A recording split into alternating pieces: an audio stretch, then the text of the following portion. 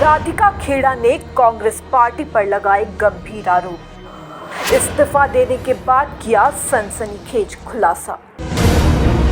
कांग्रेस के राष्ट्रीय प्रवक्ता राधिका खेड़ा ने रविवार शाम पार्टी से इस्तीफा दे दिया था। उन्होंने सोशल मीडिया पर पोस्ट कर इसकी जानकारी साझा की थी। अपने इस्तीफे में उन्होंने कांग्रेस पार्टी में न्याय नहीं मिलने की बात कही है।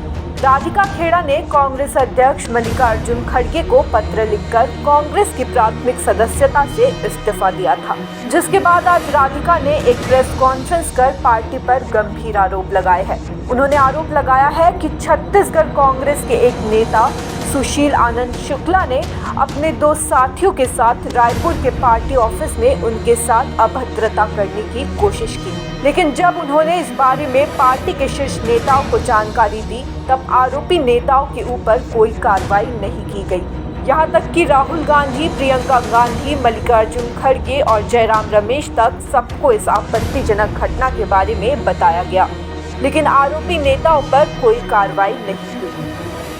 कांग्रेस के मुख्यालय में रायपुर में किसी भी नेता के लिए, किसी भी पॉलिटिशियन के लिए जो हमारी पार्टी का मुख्यालय होता है वो मंदिर के समान होता है और हम सबसे सेफ अगर कहीं होते हैं तो वो उस मुख्यालय में होते हैं।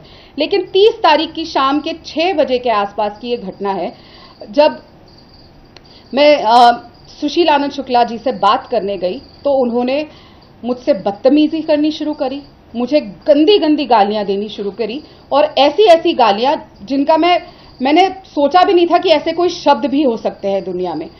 और लगातार गंदी गंदी चीजें बोलने लग गए और चिल्लाने लग गए। तब मैं चिल्लाई, बहुत चिल्लाई। वहां पे बाहर लोग बैठे हुए थे और मैंने चिल्ला के ये भी कहा कि जाके नीचे से प्रदेश के महामंत्री को बुला के लाइए और लोगों को बुला के लाइए, लेकिन कोई नहीं हिला।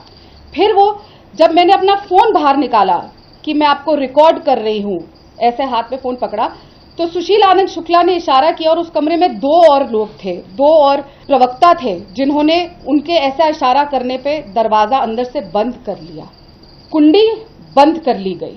करीबन 1 मिनट तक कमरा अंदर से बंद रहा और मुझे गंदी गंदी गालियां दी गई।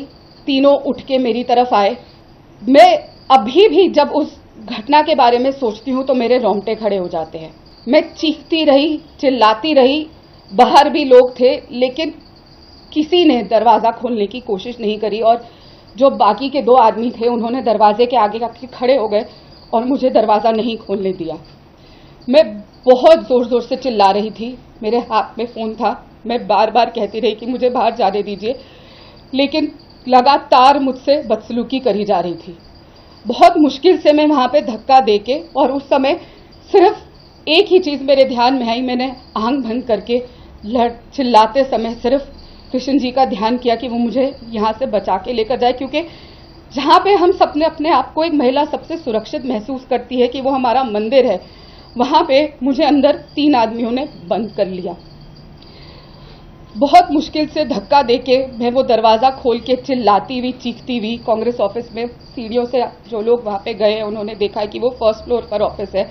मैं नीचे भागती हुई गई, चिल्लाती हुई, सीधा प्रदेश के महामंत्री, जनरल सेक्रेटरी और प्रभारी ऑर्गेनाइजेशन के कमरे में गई, चीखती चिल्लाती बिलबिलाती, और मैं सिर्फ इतना कहती रही, बताती रही कि मेरे साथ क्या हुआ है। लेकिन जो प्रदेश के महामंत्री भी थे वो जूते उतार के बैठे रहे, कोई नहीं खड़ा हुआ, किसी ने उस आदमी को नहीं बुलाया, किसी ने नहीं पूछा क्या हुआ, और एक तमाशा वहां बनता रहा।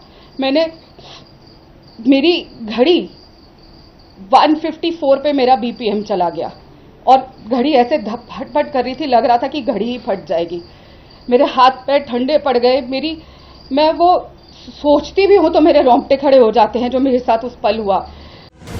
कांग्रेस से इस्तीफा देते हुए राधिका खेड़ा ने ये भी कहा कि रामलला की जन्मभूमि अयोध्या धाम जाने के लिए भी उन्हें बहुत विरोध सहना पड़ा।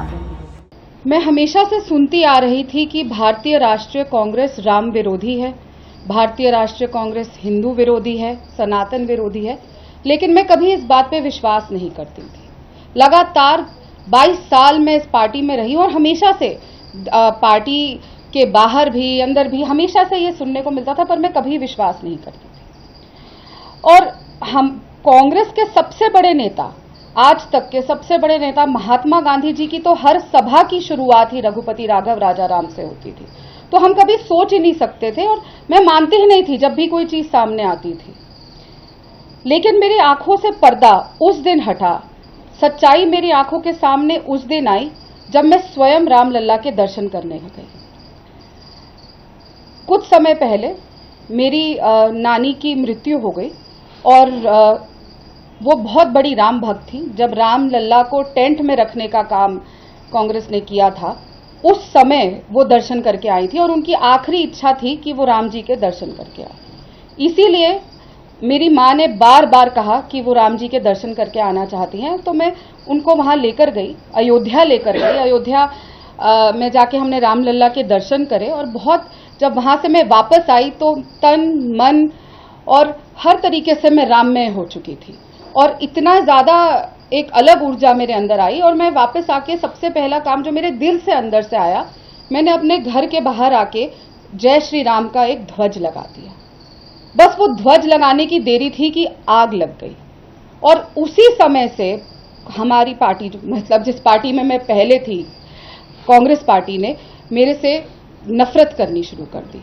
और वो तुरंत जब मैंने फोटो डाली, वीडियो डाले, तो मेरे को लगातार डांट सुननी पड़ी और लगातार बोला गया कि इसको आपने क्यों किया, क्यों तुम राम मंदिर होके आई जब चुनाव सर पे है, क्यों हर बार ये डाली। और मुझे लगातार कहा जाता था कि तुम बहुत हिंदू धर्म के लिए बोलती हो और कई बार मुझे रोक दिया जाता था डिबेट्स पे कि नहीं, तुम बहुत ज्यादा हिंदू धर्म के लिए बोलती हो। क्या अपने धर्म का स्टैंड लेना गलत है? मैं तब समझ नहीं पाती थी। लेकिन जब मुझे डिबेट्स पे जाने से रोका गया, कम कर दी गई और टास्क जो दिए जाते थे वो कम कर दिए गए और लगातार हर मोड़ पे अपमानित करना शुरू कर दिया गया, तब मुझे समझ आने लगा कि क्या शायद कुछ गड़बड़ है। लेकिन मैं तब भी नहीं समझ पाई थी कि एक षड्यंत्र मेरे खिलाफ रचा जा रहा था, मेरे कैरेक्टर को लेकर और भी चीजों की एक षड्यंत्र रच के मुझे ऐसे अपमानित किया जाएगा। News desk report, such the reality.